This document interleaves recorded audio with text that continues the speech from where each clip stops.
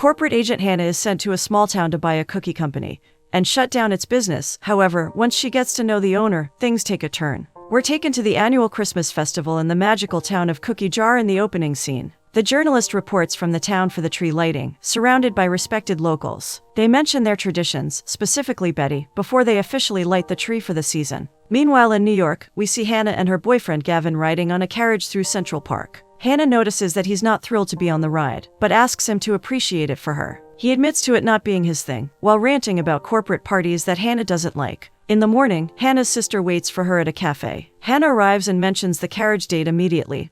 However, she claims that everything came crashing down. Given that he did something he doesn't like doing, just for Hannah, Kelly assumes that he'll pop the question soon, but she wants to hear nothing of it. Catching a glimpse of the TV in front of her, Kelly is surprised to see Hannah's company on the news. The headline reads that National Foods will be buying Aunt Sally's cookies, which is something Hannah didn't know. Given that they used to visit Cookie Jar often when they were kids, the sisters reminisce about the many times they've eaten Aunt Sally's cookies. Later in the afternoon, we see Hannah holding a presentation about different flavors of milk, when her boss's assistant walks in, letting her know that the boss is looking for her. Terrified, she goes to his office, only for him to offer her a make-or-break deal. He wants her to seal the deal with Aunt Sally because their former employer backed out of it. Shocked and confused, she takes a couple of seconds to process everything before agreeing to it. He informs her that she'll be meeting with the grandson of Aunt Sally because he's the one who took over after her passing. Given that there are a lot of competitors, Mr. Miles warns her that the deal needs to be made before Christmas. Hannah agrees, so he gathers his stuff to go to a meeting.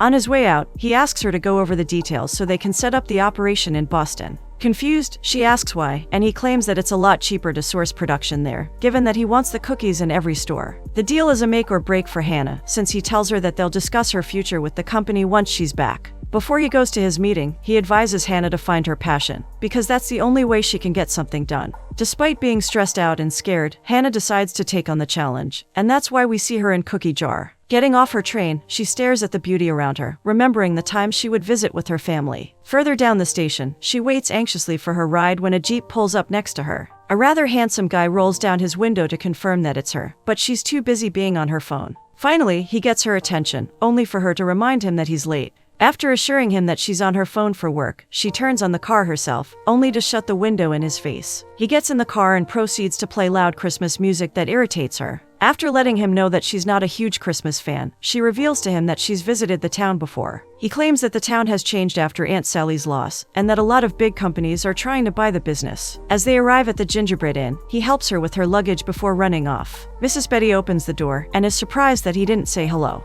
Regardless, they walk in, and Hannah smiles brightly because it's the same as she remembers it. On the side stand the delicious homemade cookies that she also remembers. As she takes a bite of the delicious treat, she realizes that she hasn't introduced herself yet, so she apologizes. Mrs. Betty welcomes her and hands her the keys to the peppermint room. Before Hannah gets to her room, though, Betty mentions her company wanting to buy the local business. Same as Ed, Betty seems to be upset that Aunt Sally's will be sold. Hannah reveals that she's the second person who's not expressed excitement about the company, so Betty informs her that Cookie Jar is nothing without Aunt Sally's tradition. Hannah stays quiet, so Betty asks her not to feel bad, because it's not her fault. Dragging the luggage up the stairs, Hannah finally gets to her room. As she gets in, she can't help but admire the Christmas decorations scattered all over the room, with one being a Christmas sock with her name on it. After taking a nap, Hannah gets ready to hit the town. She asks Betty where she could eat, and before Betty gets to answer, Rupert walks in. He greets both of them, but his whole demeanor changes once he hears that Hannah is with National Foods. As he leaves, Betty tells Hannah to go to the local cafe and say that she has sent her for a discount. Hannah walks along the snowy path to the cafe, passing beautifully decorated houses with all sorts of Christmas candy. Finally, she gets to the cafe, where she calls her sister, promising that she'll make it to her Christmas party. As she asks for the check, a small girl walks to her table, and it turns out that the girl is the waitress's sister. As the girl heads out, Ed walks in and asks if he can join her. Hannah is a little bit stunned, but she invites him to sit with her. She asks about his day, and then whether he's from Cookie Jar. He informs her that he was born and raised there, but had to leave for a while before returning for good. Given that a small amount of people visit the town for leisure, he asks her whether she's there to sell something. She tells him about the business deal, and asks whether he knows the owner, Jake. Everybody knows Jake in town, but Ed claims that he's a little bit of a hard case. Brooke brings his order, so he gets ready to leave, but before he does, he congratulates Brooke on getting into Princeton. As he finally leaves, Hannah says goodbye to him and mentions his name. Confused, Brooke looks at Ed, but he just motions for her to be quiet. Little does Hannah know what she's in for. Later in the evening, Hannah calls her sister to complain about eating too many cookies. Her sister loves Christmas, so she's happy for her, but Hannah just isn't fond of those things. Curious, Kelly asks Hannah what she's going to wear at Gavin's party, and Hannah just hasn't planned anything yet. After promising her sister that she will bake cookies with her once she comes back, she hangs up the call and returns to her cookie. Betty enters the kitchen to get some pie, so Hannah keeps her company. The pie she cuts is her late husband's recipe. However, she reveals that Aunt Sally only sold cookies, and that everybody from town has worked there at one point or another. Hannah listens in awe as Betty retells the traditions of Aunt Sally, but once Betty asks what her favorite memory is, Hannah admits she doesn't have one. Changing the topic, because she isn't fond of Christmas, Hannah asks what Jake is like, given that she'll be meeting him the next day. Betty claims that he is just like his late aunt, kind, trustworthy, understanding, and even better looking than Ed. Hannah gets ready in the morning to seal the deal. Her boss calls to remind her to pressure the owners into thinking that they're their last chance. Leaving the inn, Hannah is met with a chubby man, whose name is Ed. He apologizes for not picking her up the previous day, and that is when she realizes that something's wrong. They get to the factory, and as she's admiring the cookies, the employee Millie welcomes her. She begins her tour by going to the base station, where all the dough is made. Millie reveals that she's been working there for 20 years, and her grandmother was the first employee. After watching the cookies being made and wrapped, they head to the office, where Hannah has the surprise of her lifetime. As Millie goes to make her a gift basket, Hannah sees through the corner of the office window who Jake is. It is the guy she thought was Ed, and as he approaches her, she goes off on him, claiming that she doesn't like being made fun of. He informs her that he didn't expect her to be representing the company, so that's why he decided to play a joke. Things cool down, so he raises his hand, introducing himself the right way. An announcement can be heard through the speaker, so he asks Hannah to follow him as he walks through the factory. Hannah runs after him, asking for the deal to be looked at, but he doesn't seem to care. She tries to convince him that it's a bargain, but he informs her that he's no longer interested. There's a new alternative plan he's willing to try, because he doesn't want to sell his company to corporations. Hannah can't believe what's happening as he ends the meeting, but she asks him to at least look at it before he gives a definite answer. He promises to look at it, but she doesn't trust him. Instead, she decides to go after him and tell him about what's written in the offer. She tries to convince him that the offer is best for the company and the workers, since they will be receiving tax compensation. But he doesn't want to hear it, because the workers will stay jobless in the end. She goes on trying to change his mind, so he lets her know that he'll only accept the deal if the company stays in Cookie Jar. Frustrated, she lets him know that there's nothing she can do about the location, so he thinks the deal is off. However, her career depends on the deal, so she promises to talk with her boss, and asks him to meet her at the cafe to discuss changes later in the afternoon. We see her going through papers as he walks into the cafe. Serving him the papers, she hopes for a positive reaction.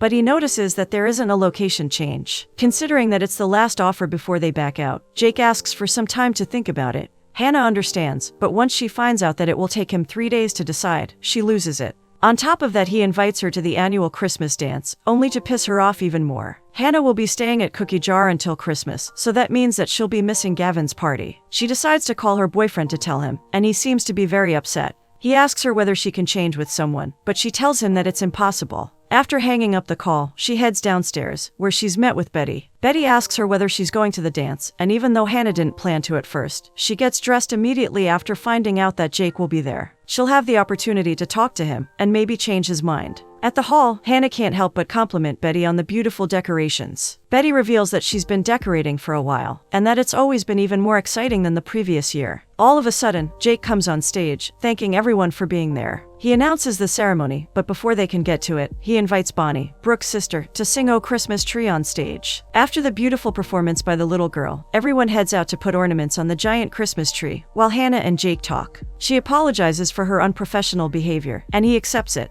Given that the night is young, he decides to take her somewhere to eat pumpkin pie. They sit on stage in an empty hall, while eating pumpkin pie and talking about life and work. He reveals that his aunt adopted him when he was just 2. He had always thought that the town was too small for big dreams, but once he made his dream about having a lot of money come true, he knew that the town was what he was missing. A corporate job is what Hannah's always wanted to do. But she jokes about wanting to be a professional princess, the same as him wanting to own a zoo. Looking at the clock, she realizes that it's late, so he offers to walk her to the inn. As they get to the front door, she asks about his dating life. He reveals that he had a fiancée once, but she preferred the New York lifestyle more than being with him. Being asked the same, Hannah decides not to tell him about her boyfriend, but to complain about always being with the wrong ones. Since they still have a business deal to make, she asks him about his decision, but he refuses to answer because he has 60 hours left. She goes on about how Aunt Sally's would be better in Boston, but he reminds her that he still has 60 hours left, not giving her any answers. Bummed, Hannah walks into the kitchen, only to see Betty baking, so she decides to confide in her about Jake. She doesn't understand why he's not accepting the best deal there is, but Betty isn't sure whether the deal's that great. Aunt Sally was Betty's closest friend, and even though she was a good friend, she was a perfectionist when it came to her cookies. Betty reveals that they had to memorize everything to the ounce to make sure the cookies were perfect. However, she reveals that none of the employees know the recipe for the cookies, given that she was the one who only made the icing. She never let her employees write the recipe down, since everything had to be made from the heart. The following morning, Bonnie and Jake are making snowmen when Hannah decides to join them. Looking at the snowman, she notices that something is missing. But luckily she knows just the thing. Turning around to face Jake, she gets closer to him, and he gets confused as to what she's going to do. Even though the tension is evident between them, she only takes the scarf off of him to put it on the snowman. Bonnie's mother calls her to come home, but Bonnie asks her for permission to go sled practicing for the competition with Jake. After she allows her, they invite Hannah as well. She joins them, and from a simple practice, it turns into a memory they'll never forget. As they get ready to leave, Hannah receives a call from Gavin, but decides not to answer. Jake asks her about it, but she lies that her friend called her to ask why she's still in Cookie Jar. A smirk forms around his mouth as he mentions that he's the reason she's still there, and she agrees. Since she's already been there for a couple of days, he asks her what she thinks of the town, and the only thing she says is that they're way into Christmas. To fill her in on the Christmas spirit, he invites her to dinner. Since they're in the middle of making a deal, she assumes that it's a business dinner. She is in for a real treat once she enters his house and discovers it to be full of people, more specifically, his whole family. As they sit around the table, ready to enjoy their dinner, they begin their tradition first. Everyone goes around the table saying what they're grateful for. Bonnie is grateful to have met her new friend Hannah, while the rest of them are thankful for their friends and family. Hannah thanks them for taking her sledding, since she doesn't remember the last time.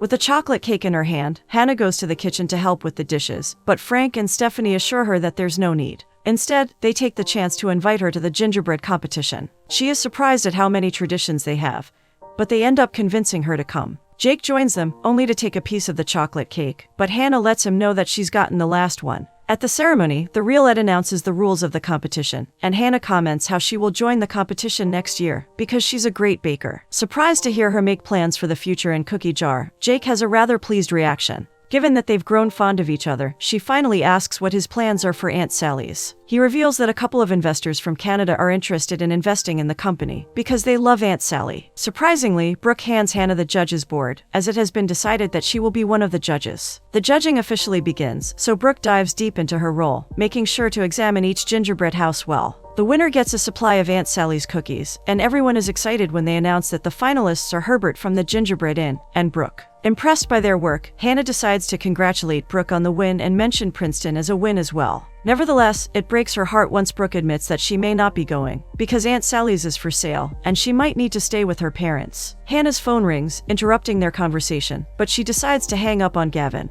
Jake walks her home once again after the ceremony, so she decides to ask why he decided to sell the factory. A large number of letters were sent to his office in New York, which was essentially what made him return and focus on the business. Considering that the business was not doing so well, he admits that he decided to sell it in hopes of continuing the legacy. He says goodnight, and as he leaves, Hannah can't help but feel guilty. The following morning, Jake and Bonnie make it to the finals, competing with only one pair. They come up with the plan to include Hannah as well, and they do it by lying to her that Jake hurt his ankle. Getting the other team's permission, the three of them get on the sled and have a fun time going down. In the end, for the first time it comes to a tie, with both of the teams winning a prize. Jake and Hannah accidentally bump into each other, but don't mind the closeness. Staring deeply into each other's eyes, they lean in.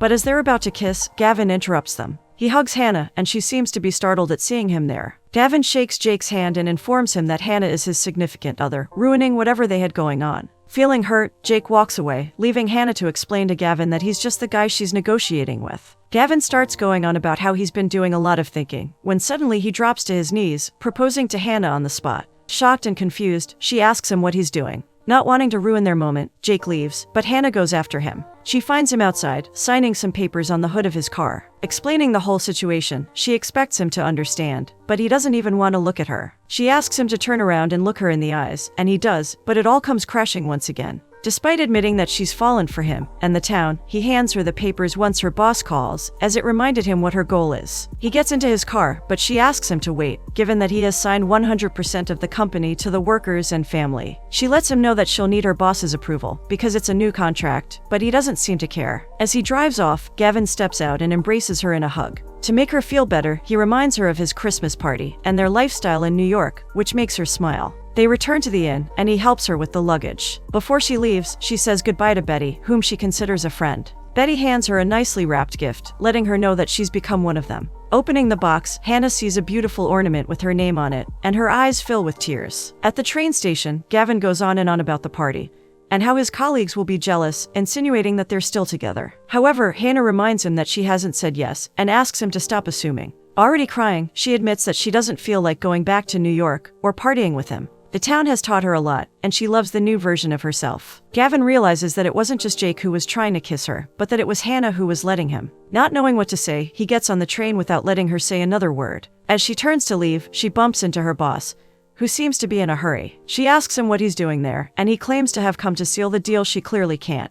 Luckily, Hannah pulls out the papers, informing him that she did seal the deal, but that there are some changes. Satisfied with her job, he suggests they go back immediately, but unfortunately, the train leaves right in front of them. Regardless, they return to the inn, where Kelly surprises Hannah. Hugging her sister, she lets her know about everything that's been happening, including her breakup. Given that she's dressed up, Kelly asks where she's going, and Hannah lets her know about the dance. Unfortunately, nobody seems to be excited at the dance, as Jake confirms the rumors of Aunt Sally's business being sold to National Foods. He assures everyone that Aunt Sally loved every one of them, and that he hopes the company will stand. As Kelly's munching on some cookies, she mentions her mother's cookies, and how they don't have a recipe for it. As Kelly does that, a genius idea comes to Hannah's mind, so she rushes to the stage to share it. After getting everyone's attention, she explains to everyone that Aunt Sally's cookies are the heart of Cookie Jar. Given that there's no written recipe, National Foods does not own the cookies, but the people of Cookie Jar do. Betty's made the frosting in the past, but now it's someone else, and it gets passed from generation to generation only in Cookie Jar. Turning to her boss, she lets him know that he can get people to push buttons and make the cookies, but they won't taste the same.